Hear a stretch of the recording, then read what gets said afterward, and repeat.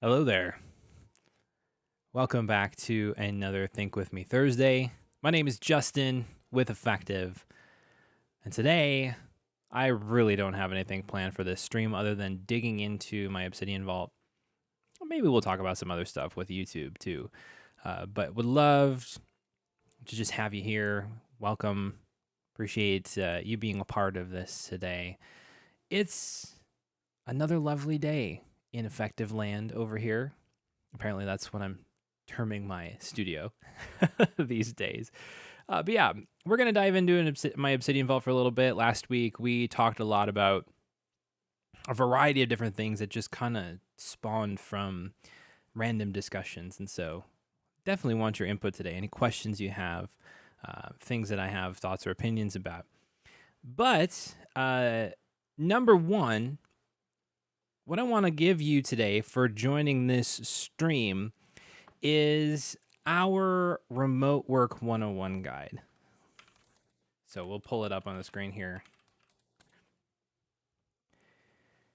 If you haven't become a member over at our website, it's completely free. thinkeffective.co/remote101, and I'll pop a link in the chat for you here if you're interested in checking this out. This is a free guide I wrote a couple of years ago to give you 5 essential skills to keep you on track, healthy, and organized while working remotely. So this is completely free. Feel free to come on over to the site, sign up, download it. You'll also become a member of our weekly newsletter titled Toolbox Tips, where every week on Wednesday, you will get one productivity tip in your inbox. The goal here is to create a library of tips for anybody who wants to come in and just think through some things with productivity. So check that out if you're interested in it. Again, thinkeffective.co/remote101. It's a free gift for you.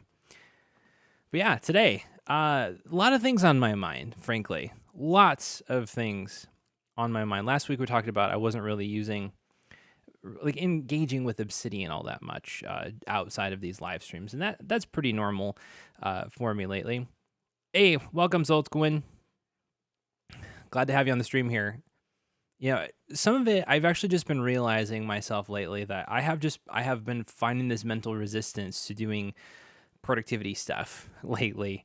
I get going with a plan and an idea, and then after a while, I just have a hard time maintaining over the long term with it. Sometimes that's just, am I convinced is this the right thing to do? And other times it's, I just resist doing the maintenance work and I just want to keep pushing forward. I, personality wise, am not someone who likes to do maintenance stuff.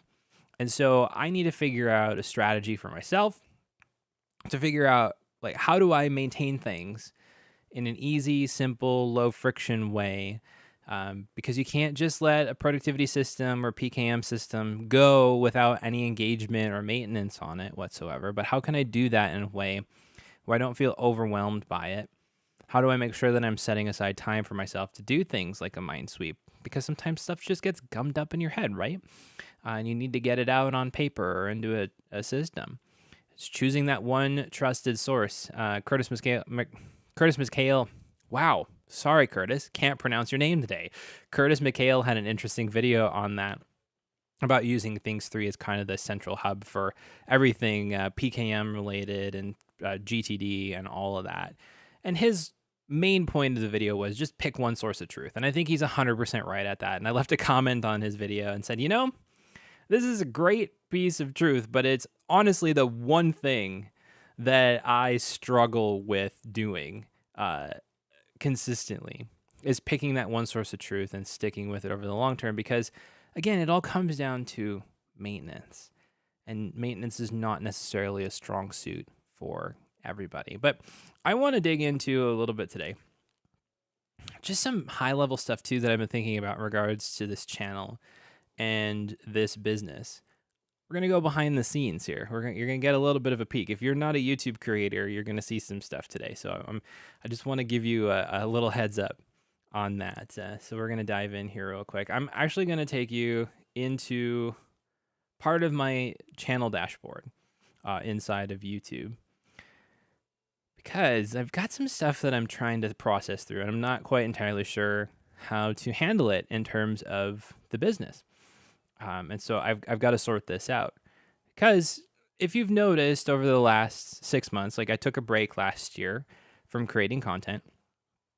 Over the last 6 months since I've been back creating content, I've kind of shifted my niche a little bit. I talk about Obsidian and PKM sometimes. I love doing these live streams. This is literally my favorite part of doing this YouTube channel, are these streams, digging into different PKM topics or just my Obsidian Vault, different topics that I'm interested in, and having conversations with you.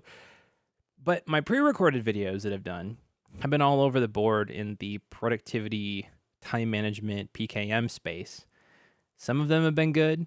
Some of them have not been very good. So let's take a look at that real quick here. All right, so this is my channel content here. These are just the pre-recorded videos. If you're not familiar with YouTube, they split out your live, your posts and stories and things like that into different sections. I am going to just reverse sort this. I have a number of videos here, by the way, that are hidden and unlisted from early on. My first video I uploaded to this channel was an unlisted video. I was trying a thing for my podcast back then, but it was December 16th, 2019. So as you can see, there are a few videos that, like, didn't really get any traction at all. My podcast, I tried posting on here, but that was kind of a kludgy thing to do, frankly. But then this is the first video that really gained traction, was the best non-nerdy personal knowledge and notes software that's not Roam Research. This is the video that actually launched the channel, and it was really cool. It was a topic I was really interested in at the time because I was into Roam, but I wasn't into their pricing. And so what were the alternatives? And then that led me into Obsidian, and it went from there. But that caused YouTube to kind of pigeonhole my channel, to pigeonhole this channel in Obsidian content. So basically any video that I post that's around Obsidian just takes off like a rocket. But anything that I post outside of that falls super flat. Let me find another example of that. Some of my other videos have done pretty well, like this one I did on Espanso. Yabai, the video I did on Yabai last year sometime. Oh, not sure when I did that one, but that one took off too because there weren't any other videos on YouTube really about that, but it was an interesting subject. But you can see, some of these hit home, some of these didn't. Like this one, not bad. But then I took a break. Let's find where I took the break. So here, my first video back, January 11th, January 12th, I totally screwed up on the video, so I had to re-upload it. That one did well. But then I started doing something different, and this is where I started talking about broader productivity topics. The Theme System Journal from CGP Grey and Mike Hurley, Cortex podcast, a response to Cal Newport, a podcast, remote work stuff, productivity general things. And then this one take off again. You can see Obsidian content, personal project dashboard in Obsidian. Went way up there. The Bento video did okay. The Loom video, not Loom, Scribe video I did pretty well, did all right. But all these other random subjects, it just really varies. Again, Obsidian. Productivity, yeah, it's okay. That's like more of a search-oriented one. The whole point here is I have been a little uncertain as to what is the most valuable thing for this channel to cover. Because many of the topics that I am interested in talking with you about, and I feel like where my expertise lies, are outside of Obsidian. I love Obsidian. I love the software, but it's one small piece in my mind of building a healthier ecosystem for your life. PKM, Obsidian, GTD, or task management, those are all little tiny dots in the realm of what I would term like holistic life management. It's really kind of the broad picture of things. And so I have just been uncertain. So you can see I did this video recently, and I thought, honestly, like it was some good content. But if you look at the analytics of this one, for example, since it was posted, 238 people viewed it. I've lost subscribers on it. and then my impressions click-through rate is really low. And I think part of that is just I probably didn't position the video well enough. But it's just a little, and then you also look at the audience too, and the majority of people are subscribed. So it's not hitting outside of my subscriber base, out of you all. And I've messed with title and thumbnails and stuff a number of times with this one, just to try to see, like, can I get it to float back through the algorithm again at some point? So the whole point here is I'm trying to figure out what is the best positioning for this YouTube channel to help you. Obviously, I think we're talking about content and things that are relevant. You all offer some amazing questions on these streams, and some great little clip videos have surfaced out of that as well. But you can see just a consistent, videos that are over a month old are just not performing all that well. Some of this is SEO related, some of it is YouTube algorithm related, and others of it is just like I'm probably not hitting stuff that's all that relevant to you. So I would love your input, number one. And number two, I'm honestly just kind of on a journey right now to try to figure out why, where do I take this thing? And how can I help best you in that process? And so if you have any thoughts, post them in the comments, leave them in the chat, or send me an email. Currently it would be hello@effectiveremotework.com, because I haven't set up my new email yet. I'm still in the process. I got to decide what I'm going to do for email there, because I was having trouble setting it up on my existing email provider for whatever reason. But anyway, that is kind of a behind the scenes look on where I'm at with things with the channel. The other side of creating content here too is I want to find a rhythm of doing something that's sustainable.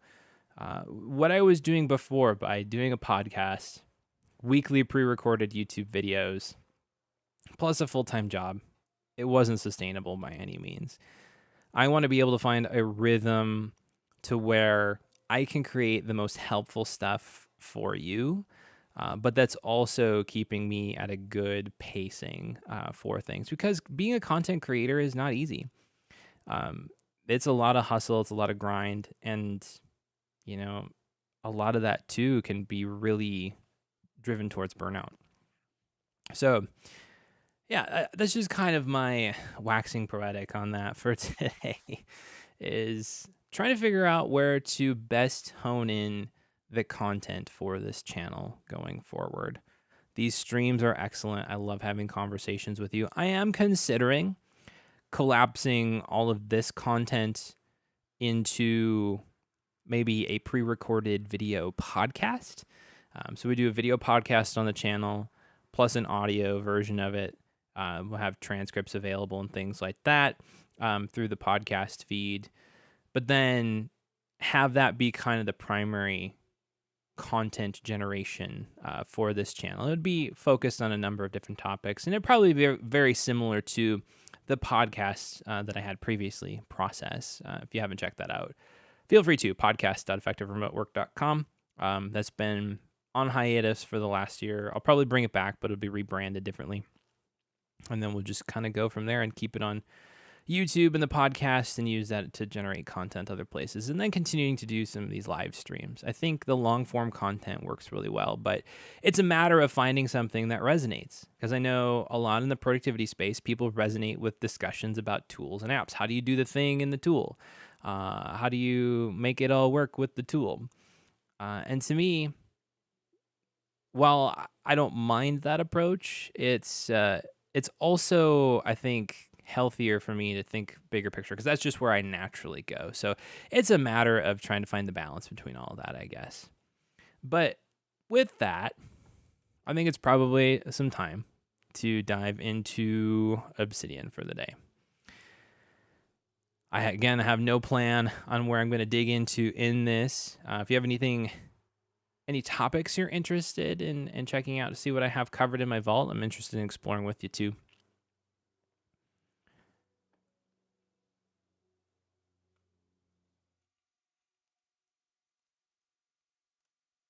I'll just see what I have for permanent notes here.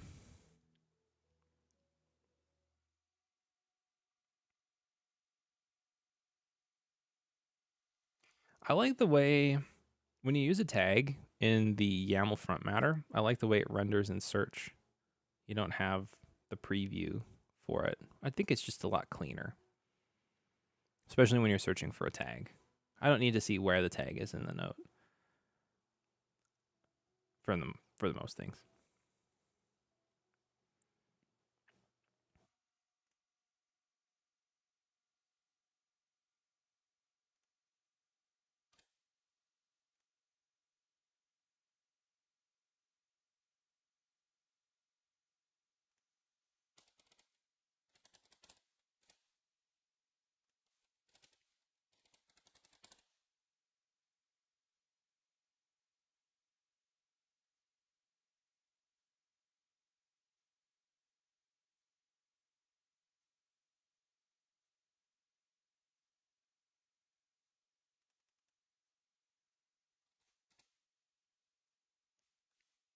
That was an interesting note, though.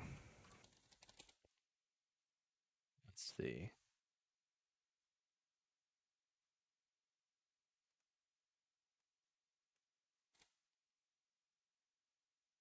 File name.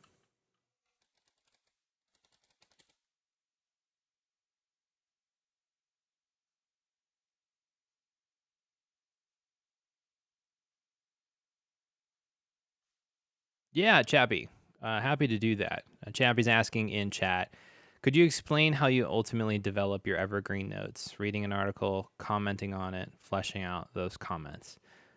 This book, Time Off, is a perfect example of that. We'll just dive in here real quick. I will scroll down because this is more representative of what I'm doing now. Because I'm using, okay, so the way the whole PKM flow works for me is 90% of the time I start inside of Readwise. So I'm reading on a Kindle or I'm on a website and using the Readwise highlighter extension. And I'm just reading through the book or the article, and I'm highlighting stuff, and it's syncing into my Readwise account. Then Readwise syncs that into my Obsidian vault. So the way things have evolved a bit over time, this is an older book that I've read, so it looks a little different from current, but the idea here is still the same. Usually, when I am reading a book, if something strikes me, I will write a note, either in the Readwise highlighter extension or inside of Kindle, and I'll just try to rephrase the thing that I'm thinking about that struck me in my own words. Sometimes it's literally 7 words like this, sometimes it's a little bit longer. When I come back in and sometimes process these notes, I'm doing 2 things. One, I'm reading through and I'm doing what's called progressive summarization, where I'll highlight, for example, here, let's take a look here. Crop rotation. Limit yourself to a few or even a single key activity or task at any given time and truly immerse yourself in it. So I'm just going to, for example, highlight that. This is pulling out a key aspect of it. So I have a highlight. I'm highlighting it again to make sure that the key point is noted here. Also, in this process, if something particularly profound stands out to me in my own thoughts, that I feel like I want to take some time to write it out, that's when I will flesh out an evergreen permanent note. So you can see here I have this note here, embrace the creative limitations of single focus. So out of this highlight, I was like, this is a really interesting point. Let me expound upon it. And so then I just spent a little bit of time because I was connecting the idea of deep work to this, and then I just was expounding my own thoughts upon it. It's, to me, an evergreen note for me is not rephrasing something that somebody else said in my own words.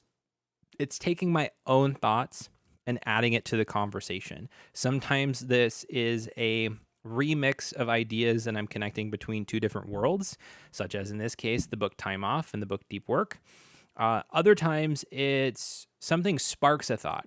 And I want to make sure that I'm connecting it to that one thing, because since the highlights all exist in my Obsidian vault, I can tie them back really easily. So as you can see here, I can get back to this really easy to this. But then if I get into that note, you can see the thoughts that I have here. Crafting an environment of single focus is one of making deep work a priority. When we choose to focus on one thing at a time, we're choosing to embrace creative limitations. Creatives regularly reference how setting or embracing existing limitations has positively benefited their creative process. When your tooling, focus, or knowledge is limited, you can start to work with the constraints. The constraint single focus provides is one that allows your brain to give a topic full attention. It's in this fullness of attention where you can find freedom and joy to explore more deeply than multitasking allows. This was all just a summarization of thoughts that I put together that was sparked by reading this passage in the book Time Off. So that's really, in a nutshell, how I do it. It's not super complicated. I don't really have a strong process for it. To me, though, that it's just when I have something that I find interesting and I'm processing back through those notes and I want to expound upon it more. There we go. So Chappie is saying, so all your Readwise highlights are already rephrased in your own words, something I'm always struggling with, the sheer amount of stuff that gets synced from Readwise into my PKM tool. Yeah, so I guess, just to expound upon that a little bit, generally that's the case, though it's not always the case. It's not always that I am rephrasing everything into my own words. And in fact, more recently, I have been, let's see, inbox. Let's take a look. I haven't been doing that. A lot of times I've just been clipping interesting stuff. But the key is going back and finding the stuff that you want to process through again. So I guess we'll go to At Your Best here, this book. We covered this on a stream a few weeks ago. So like here, I highlighted this thing. And it reminded me of the 4 disciplines of execution and their concept of the whirlwind. So I just noted that down. As you can see, I misspelled it because typing on an e-ink Kindle is not the most fun thing in the world to do. But that's really it. Yeah, Michael, exactly. Like asking what stands out to you while going through your highlights. Exactly. To me, the process is not about whole encompassing. It's not about, okay, I read this whole thing, let me get all the big ideas out. Obviously, if you're studying for school, you might need to do something different here. But for me, this is personal learning, personal interest. I am literally just chasing the single threads through things that I am interested in. And so when I come to something, for example, up here, this, I haven't written permanent notes on this stuff, but I've done highlights. And so it's just, these are the things that really the most stood out to me. But then I also linked in outside resources, referring to like Dieter Rams, the designer from Brown, and his quote, less but better. That's kind of one of his design principles. But the thing that Carrie Nieuwhof is mentioning here, embracing passion also means you'll have to limit the things you decide to do. Thriving calls for a wholehearted embrace of not more, but of less done well. And so this was something that I connected there that stood out to me. But not everything stands out to me, So, there are big chunks of highlights sometimes that I don't even touch again because, well, it was interesting at the time. I might reference it again at some point in the future, but it wasn't necessarily something that at the moment of time when processing it, I was like, oh yeah, this is really meaningful. It's good info, which is why I highlighted it in the first place. It was interesting at the time. But time has its way also of kind of filtering out things so that of what's really the most important to you. And then that's also why, too, the progressive summarization idea, I think, is interesting. Simply because if you come back in and you highlight your highlights, you can give yourself a little bit of trail of breadcrumbs. Like here, I also wrote down this idea. I also embedded this note from another book, Upstream. It was related to this idea here because Newhoff tells a story about his own state of burnout that he ran into a number of years ago because it was the life that he built. We get the life that we construct. And that reminded me of a quote from the book Upstream by, I believe, Dan Heath, that every system is perfectly designed to get the results it gets. So it's a common thread. And so just stuff like that. Like I said, you don't have to be completionist for these types of things. Literally just chase the things that you're interested in, things that capture your attention. If you're scrolling through a note and you catch a word and you're like, this is interesting. Or like earlier when I was just picking out what note that I wanted to start taking a look at, I just opened up my permanent note tag, started scrolling through, and realized, okay, this one down here just caught my attention. Maybe it's something that I'm thinking about lately. Maybe it's something that I'm interested right now, but it caught my attention. And so I'm just going to spend a little time with it, see if there's anything else that I want to add to it or any other ideas that I can connect up to it.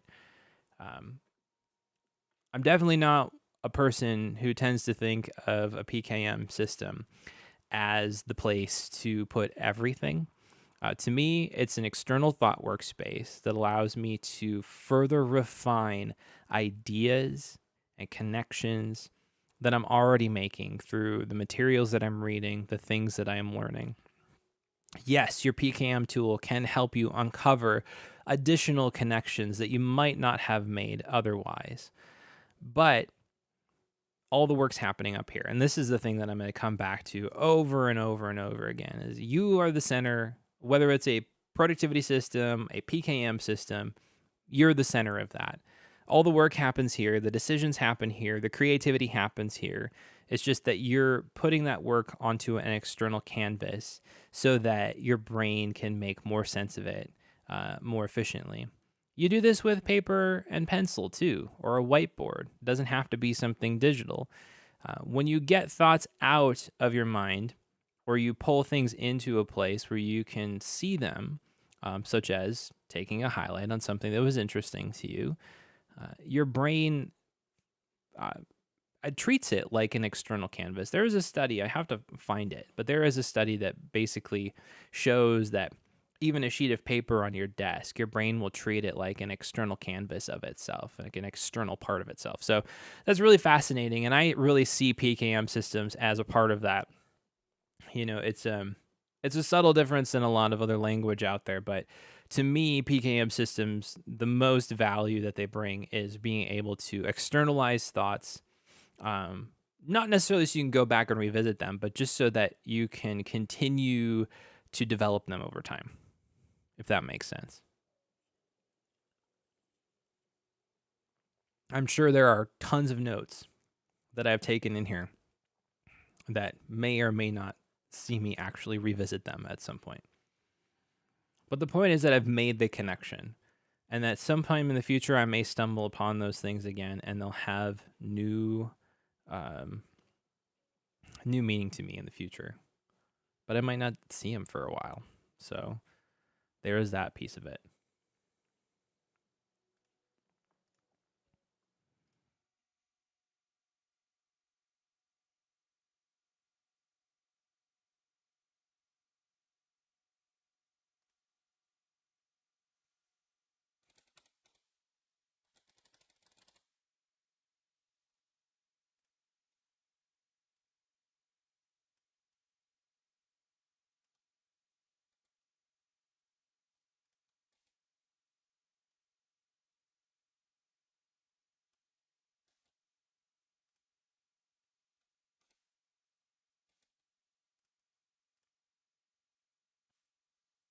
Awesome. I'm glad that's helped, Chappie. The theme that I'm using is the Things 3 theme by Colin Eckert. It is gorgeous. It's super clean. I really personally think that this theme strikes the right balance of making the interface feel nicer without completely changing the layout. Minimal is great, but it moves so many things around that to me, I can't do it. I can't do it. It makes too many changes to the UI. It's nice, it's gorgeous, but Colin's theme, I think, really does a great job. You can see here, there's a great dark mode for it too. It looks super nice. The fonts and the colors are fantastic. But like I said, it just kind of cleans up the buttons, cleans up the, the styling a little bit without completely moving everything around in the UI. So if I were to turn the custom theme off, and I just use the default. So for example, it's kind of utilitarian in a lot of ways. You can see the layout's relatively the same, but if I go back in, turn on the things theme, for one, you can see things clean up a little bit already. But two, just it just feels nicer to me.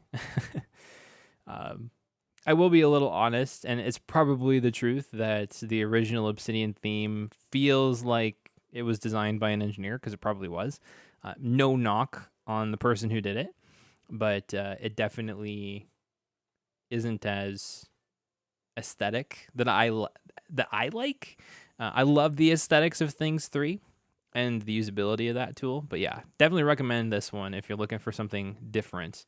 There are tons of options as well, if you're not sure. So the ones that I have installed right now are Claire de Lune, which is just a nice color scheme. Nord, light mode, Nick Milo's theme, which is interesting. I like the colors on that one, but my favorite by far is the Things theme. Let's see here. Yeah. I'm also a fan of the Gruvbox. That's kind of a Vim color scheme that got ported into, or a terminal color scheme that got ported into this. It's nice if you like more browns. The contrast is decent. Dark mode is much better than light mode for that one. But it's, it can get a little bland at times too.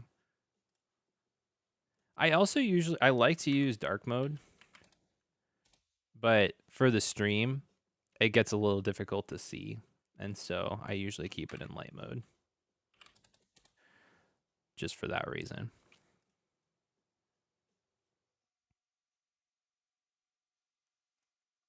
The other thing I like to do, just as I'm noodling around in my vault, is open up the local graph view.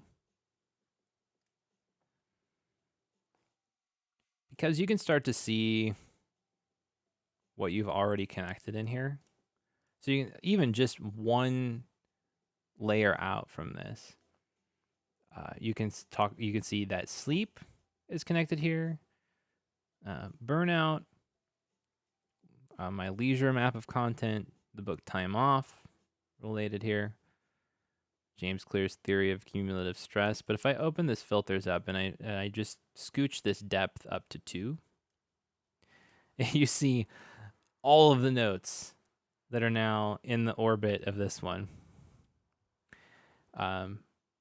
Yeah, so Michael, this is how I prefer to use it. I like using the local graph over the large knowledge graph, solely just because, this is cool to look at. It's like whoa, this is a really fancy thing, and you got all these notes in there. It's fun to look at it, but to me, the utility of it isn't as high, because the value comes in being able to connect smaller ideas.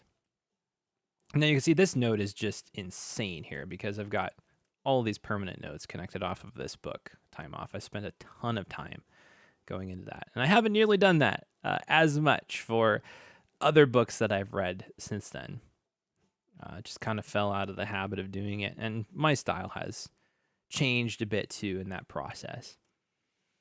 But here is the current note. And then, yeah, you can just start to see some tracings here, recovery and burnout.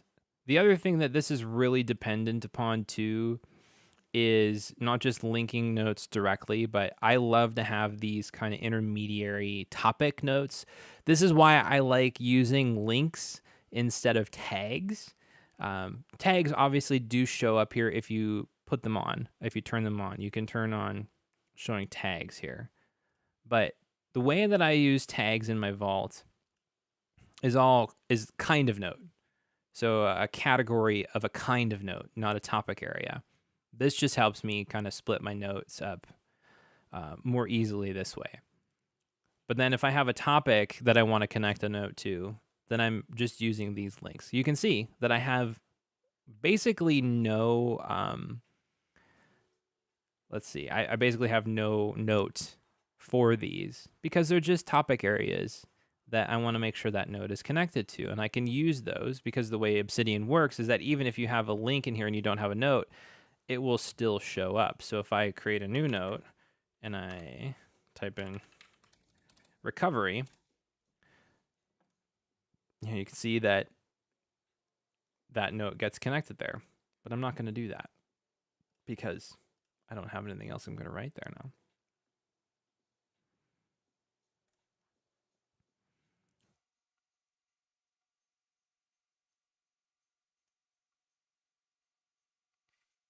So that's how I prefer to use the local graph. It helps me visualize things that are already connected together. Sometimes I find actual connections that are, oh, that's kind of interesting. I didn't really think about that. Other times, it's just a fun way to kind of see the progress in a more meaningful way than looking at the big graph view. You can see I've got daily notes here that are connected up with some of these. You can zoom in pretty far. This note really feels like it's thrown everything off because it's so massive. But what happens if I go out to 3 levels? This is the other thing too, is it's a lot easier, I think, to play with this. But in a note, in a vault as large as the one that I have with lots of different little notes, I really think that like 1 or 2 levels out for using the local graph view is probably the most useful. Otherwise, it just gets difficult to see. As you can see, like it's hard to like trace through this.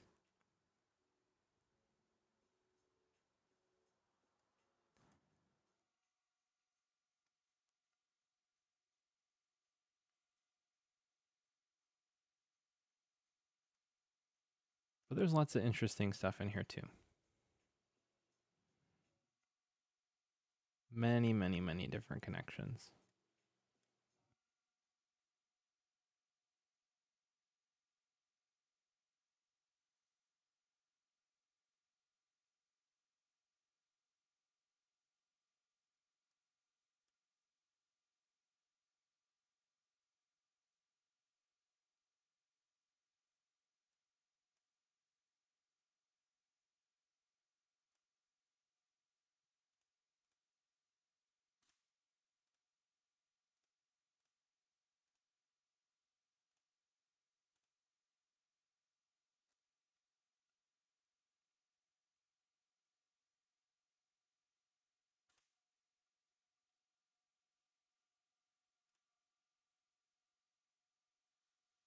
The other thing that I do sometimes, and I haven't come back and actually fleshed this out, is if I have a permanent note that I want to write, this one's probably past the threshold for being helpful, but if I have a permanent note that I want to write, I'll tag it to do and then come back to it. But this was created probably ages ago, and I don't even really remember what I was thinking about with that. You know, real life, right?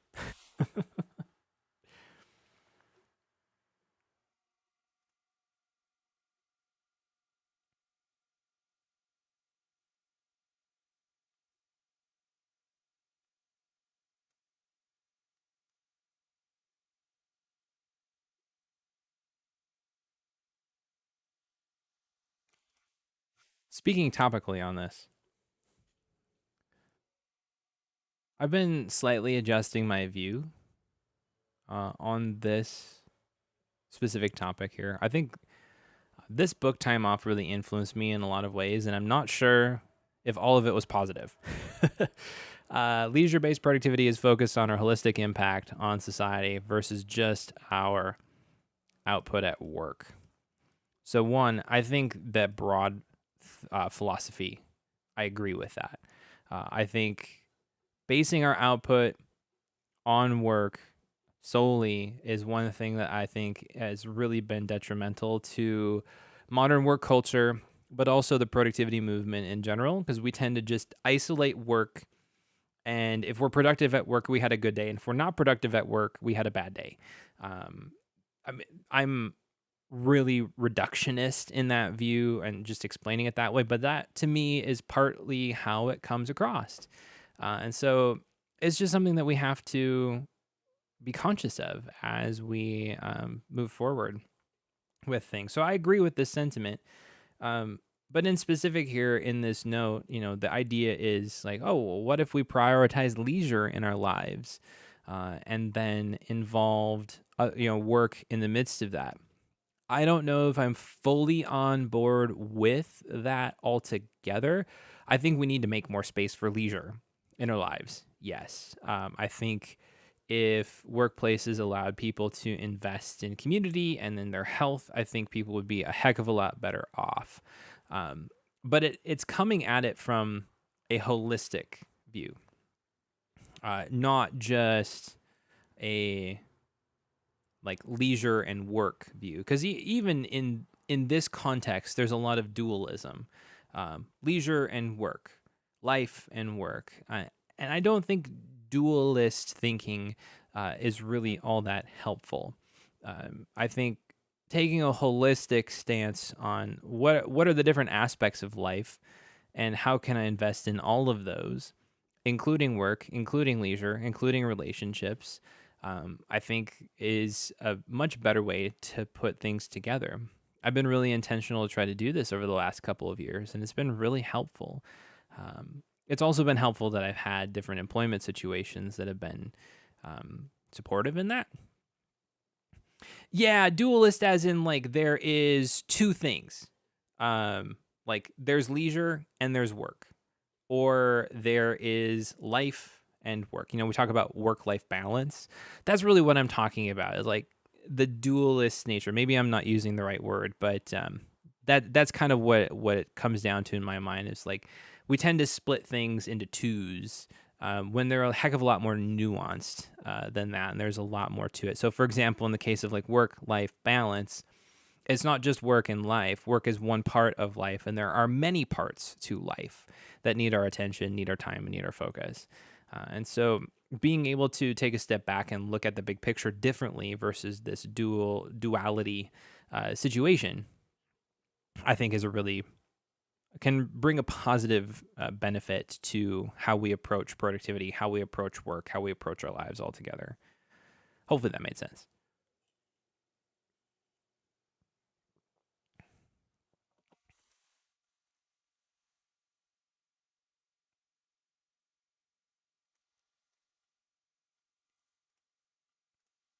I also do come back to, yeah, work-life integration, Michael, definitely is kind of the term to think about in regards to that. It's kind of the term birthed out of the remote work um, realm of things. But yeah, because you're exactly right. Yeah, the thing that I want to try to get away from though for myself, and that I really encourage others to think about too, is instead of thinking about like what am I doing outside of work that serves work, because let's put it this way: all the articles out there that talk about productivity, and all these leisure things that you can do, they talk about meditation, they talk about exercise, all this stuff. It's you can do all of these things so that you're refreshed and ready to work. Yeah. Or I guess it's just kind of the feeling and the sense that I get from it is this slight positioning of everything is in service to work. And so it's true that like improving our work can improve our life and improving our life can improve our work. I'm not going to deny that fact, but I think it's important to have the order right, where work is not the most important thing in life. And I think that's kind of where some of the trickiness comes in with navigating this, is because so many people in our society we've just naturally begun to think that way, where we've put everything in service to work. And so even the work life integration, I like the idea of it. I just am not a fan of the term because it still puts it in this duality of work and life. But I do agree with your point there, though, that considers many parts of the two sides into one whole feedback loop, like what can affect our work to help our life and vice versa. So I do think the idea is great. Work-life integration feels like a weird term to use to me, though, but I get where it came from. Let's put it that way. I feel like I'm maybe rambling a little bit on that, not making a ton of sense, but I just kind of have some thoughts on that.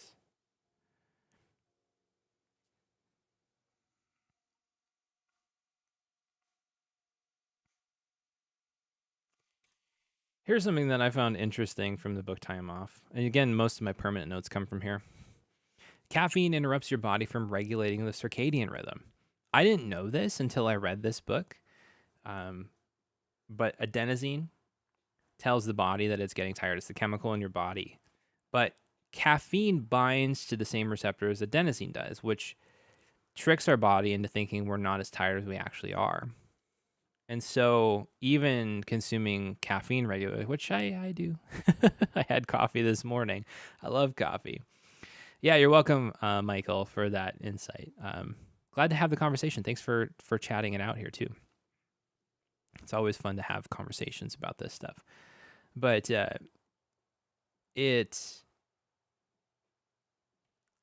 this is what was interesting about it, is that caffeine doesn't just make you feel awake. It completely interrupts your body's ability to regulate the circadian rhythm, which is wild to me, to think of it that way. But it does make sense because your body's regulation on the circadian rhythm is built around adenosine.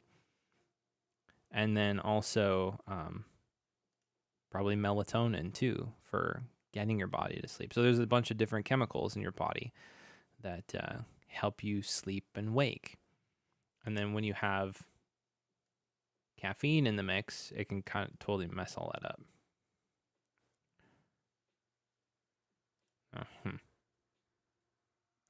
Apparently I had good intentions here.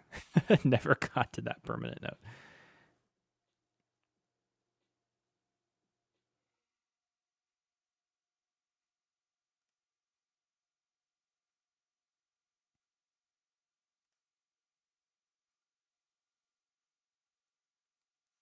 I think this is also interesting too. And it is very true. I've experienced this myself. Being productive in a normal work culture is punished with busy work. Busy work, or you get promoted and you have 10 times the amount of work you have to do too. But funny enough as well, I had this experience multiple times earlier on in my career where, I would finish my work for the day early or even for the week early. And at that time it was like, nope, no, you can't go home early. You got to hang around here. I'm paying you to be here 8 hours. I wasn't in salaried roles. And so, I would literally get paid less if I didn't stay at work. But I remember when if there was downtime and I was doing something else, I was always told, well, there's always more work to do. So then when I'd have another downtime, I'd go say, hey, I've got some downtime now. You mentioned that there's other work to do. Where should I spend my time best right now? Because at that point in my career, I was in pretty entry-level jobs, and so I didn't feel like I had a lot of autonomy to just say, I'm going to pick up and do this productive thing over here. And almost every single time, that I ask that question, like, oh, I don't really know what for you to do. But it's interesting how the point here with this is that it's interesting that when you're productive, and you're doing what you want to do a lot of times in a normal work culture, that you get kind of chastised for doing that because there's always more work to do.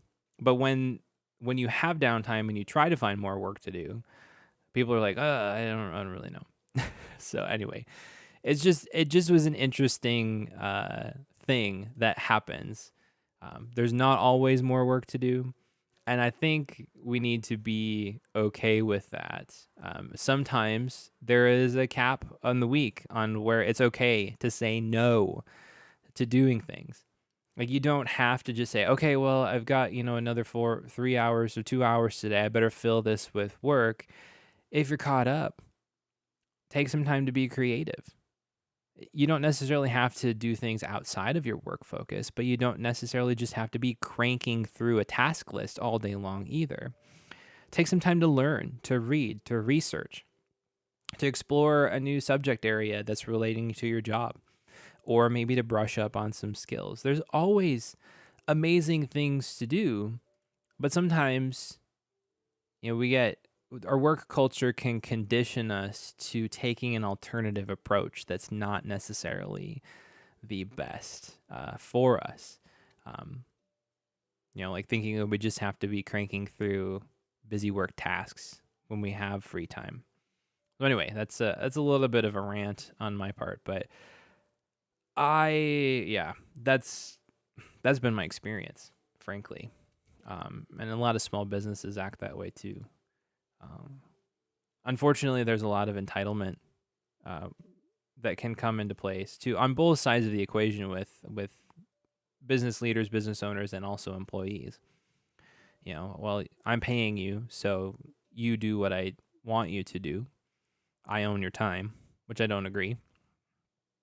And then now on the employee side of, well, I can choose to do what I want to do, and you don't have to you don't get to tell me to do anything. I'll do what I want to do.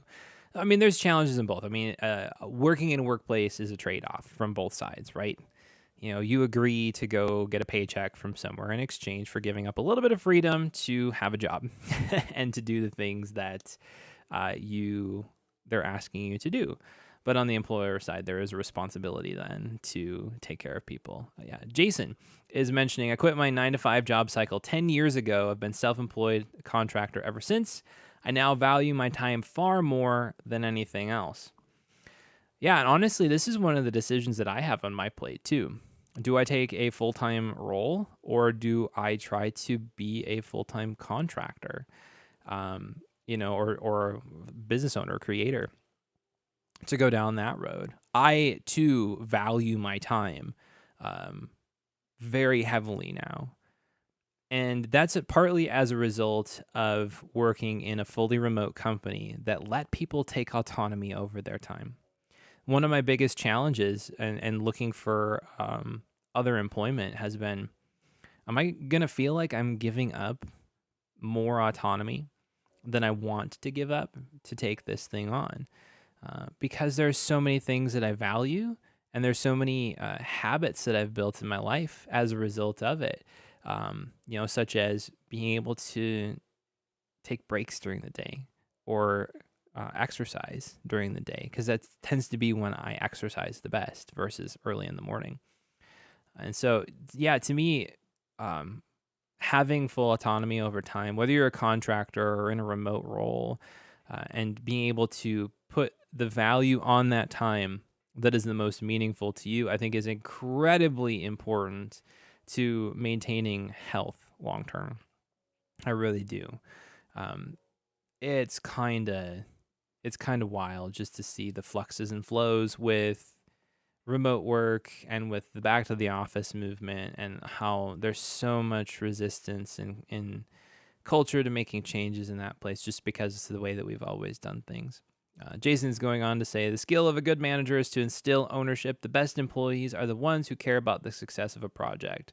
A project you own is one that feels like something you work with, not on. That's a really good point. I completely agree with you there. A manager's job isn't to make sure that the work is, getting done, like to drive the work getting done, but like you said, it's to instill ownership. Like this is the thing that we own together. And you're right. Those who care about the success of a project are the best employees because they're motivated. They have that internal drive to get there. So great insights there, Jason. I really appreciate it.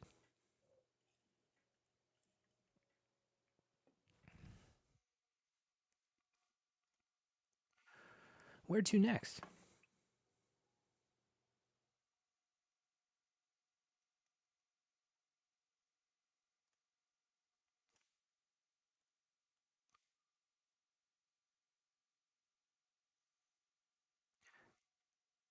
We're really just going down rabbit trails today, and I think it's fun. Here's an idea that I had a number of years ago.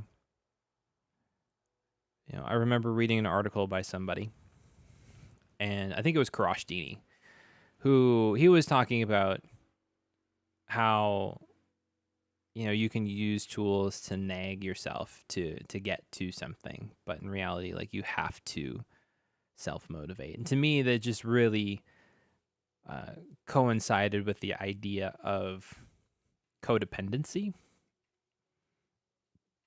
and how sometimes our relationship with technology can be really codependent. Like we want our technology to be the nagging mom that tells us what to do at every moment of the day. Oh, you said you were going to do the laundry. Did you do the laundry? 20 minutes later, did you do the laundry? Did you do the laundry? Oh, by the way, did you do the laundry? Did you do the laundry? Sometimes we want our task managers and our systems to do that for us, but I don't think that's the healthiest approach long term. It's easy to want something to control us externally, to push us in the direction that we want to go externally. But what's most beneficial is to use our technology for intentionality. Like what are you choosing to do? And then your technology is just there to say, hey, this is the thing that you said you were going to do on this day or at this time. Here's just a reminder that this is what you chose to do. So it's just a subtle difference in thought. The tooling is still the same, but the way that we approach using it, we can approach it from an unhealthy, disempowered, externally motivated place, or we can come at it from an empowered, self-controlled, internally motivated place to have an impact on the world around us, like I mentioned here in the note.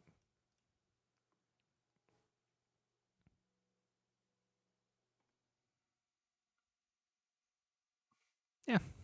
I don't know. What do you think? A lot of stuff. A lot of stuff that I've been thinking about over the last couple of years in terms of productivity and life and all the things, right? Jason says, my biggest insight on my own notes is the biggest issue under all productivity is friction, which we call different things, but whether it's intrinsic or extrinsic, it's all friction. Yeah, friction is the biggest thing. And I mean, in any system, if you think about it, productivity system, PKM system is kind of like a factory in a way. I mean, you have a process that things need to go through. And sometimes you need to think about that process, eliminate unnecessary bits, improve areas that are slow or causing friction, trying to work around or deal with external factors. I think that's a really interesting thing. But yeah, a lot of times it is being able to, what am I saying? A lot of times it is, we have to grease the wheels of our lives in a lot of ways through productivity. So this is where some of the traditional efficiency stuff comes in. Yeah, so Jason's talking about take Obsidian and wanted a daily diary, but I didn't do it too much friction. I use Obsidian to take notes, but writing a blog in the morning when groggy was friction. Yeah, totally.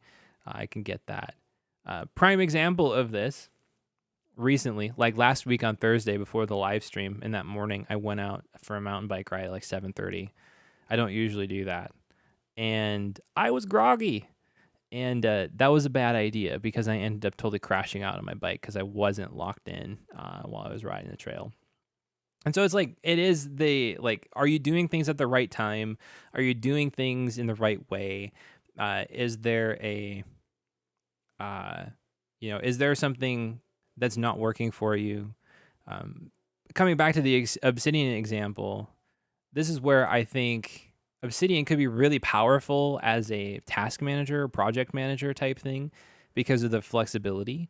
But there's too much friction in my mind to actually build it out in an effective way. And so that is where it gets kind of crazy to me. There's so much power and potential in a lot of things, but for some folks, they love that. It energizes them to noodle on a system like that and construct something. Somebody who probably has more of a software developer mindset. But for me, it's like, no, get it out of the way. Like, I just want it to work. I don't want to have to think about it. Just let me not deal with it. I think this is part of the reason why I keep coming back to paper for like most of task management needs. It doesn't do project management well for myself. But I wonder if it's why paper really works well for me, just because it makes the most sense. It's least friction. Like, I don't have to open up my phone and find my app and then like find myself in some rabbit hole. Instead, I just open my notebook and I start writing. It's as easy as that. Plus, so you can add a little enjoyment to it by getting a nice pen. This is not a nice pen. This is a normal pen, but it works. Jason mentions that no more friction. Been doing that for 3 months now. Congratulations. That's awesome that you've been writing daily for 3 months. That's an amazing thing to do. He's going on to say, over time, I've curated tools to fight with them less. So I use Marvin for to-do, not Obsidian. Flow Launcher for app launching, Expansel for automation, Obsidian for meeting notes and ideation. For a lot of people, that sounds exhausting, but I didn't start there. I install a new tool, turn off all its features but one, then use the tool to solve one problem. That's a really intriguing approach, Jason. Thanks for sharing that. I'm glad that you're finding some use out of Amazing Marvin, by the way. I personally tried it, and I actually had the opposite experience where I felt like it was friction central for me because I had to figure out like what all these buttons do. How do I, turn all these things on and off? There's too much that I had to figure out in it, but I could see if you spend enough time with it where it would be pretty powerful. So yeah, that was just kind of my initial impression of the software. I was like, well, this is too much. But I know this is the way of the productivity world, is that one person's an app that is an app that is terrible for one person is going to be stellar for another because of just the way people work and think through things, the way their brains work. I feel like I did all this work on stream a couple months ago about productivity, and then I've just totally like not been following through on it, by the way. Just being real there. Part of that too, I'll be honest, is just there's a lot of up in the air right now for my life, and so it's been a lot of like, can I decide on doing that? Can I commit to that right now? I don't really know if I can, because in 2 days it might change. In 2 months it might change. Not that I haven't been being productive, because I have been, but it's a matter of the system that I've created. I haven't been relying on the system.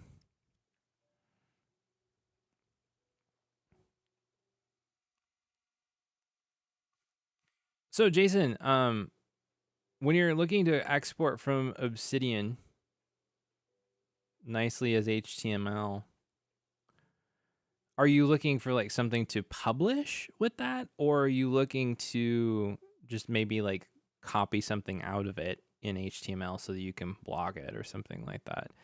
Because I know there are some options for publishing it directly that work pretty well, but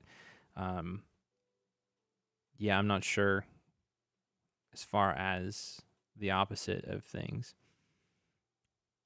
By the way, if you're liking the stream right now, we're probably going to wrap up in a few minutes, but if you've been finding this stream helpful in any way, be sure to hit the like button. It just helps other people on YouTube find our content, and be sure that they can be helped out by it too. You're helping other people by hitting that like button. So thank you very much if you choose to do that.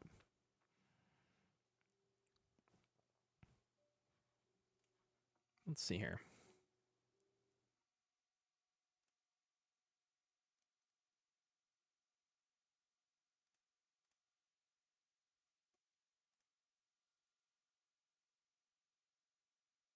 All right, so Jason's mentioning Pandoc. He's tried that, but the default export looks anemic. Would like to be able to make fancier, clean templates. Okay, here is a thought. If you're on Mac, I don't know if you're on a Mac, but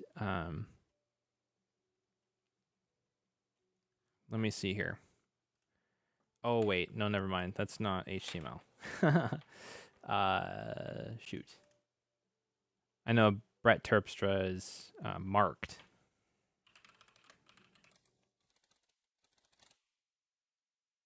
I don't know if that does HTML. But I know this has been helpful for me to publish Markdown into something that looks a little nicer, but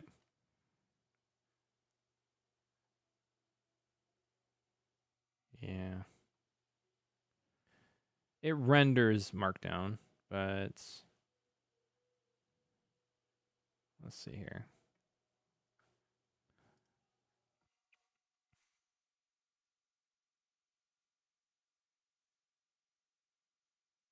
With embeds baked into the dock. Yeah, okay. Yeah, you might end up running into some issues with that unless it's something specifically made for Obsidian.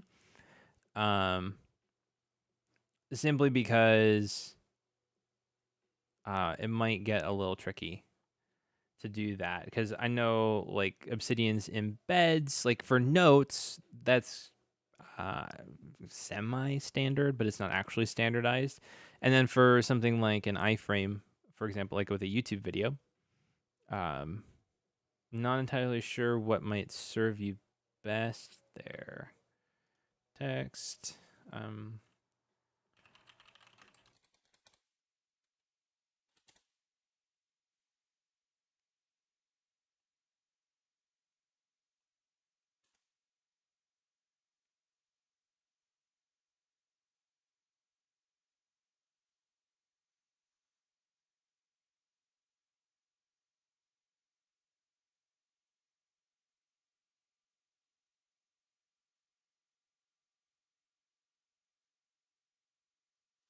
Right, yeah. So Jason's mentioning I already wrote a Flow Launcher Obsidian plugin. I'm familiar enough with how to interact with notes and code. It's just a matter of time. Another project on the list. Yeah, probably so. I'm just seeing here like standard Markdown and an HTML-based website.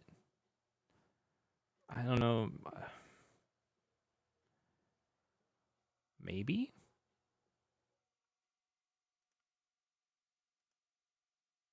Yeah, that's probably not what you want, but there's probably some starting points that you can find with some of the static HTML exporters.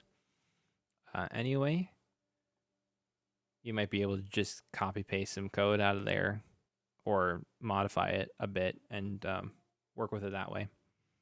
Yeah.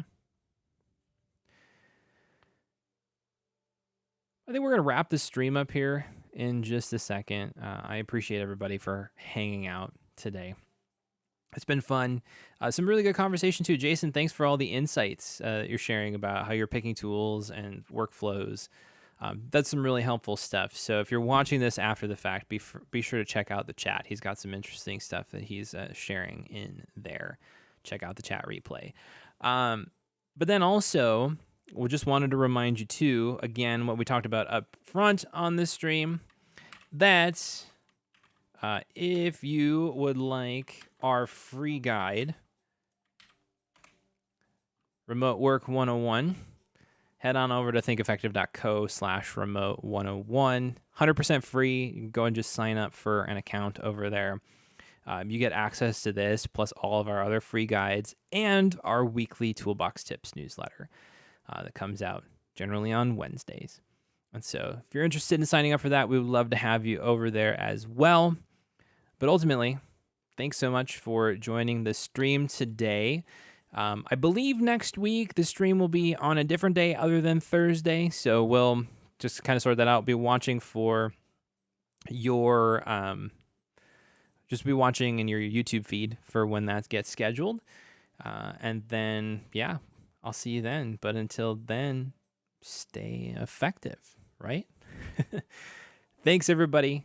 We'll catch you in the next one. Jason saying here, brief plug, personally found a lot of value in Eagle as a companion tool to Obsidian, not sponsored or anything, just a fan. Have a video on how to use it on my channel. I'll have to check that out. I don't know if I've heard about that, so I'll take a look. Anyway, thanks, everybody. Have a nice rest of your day, and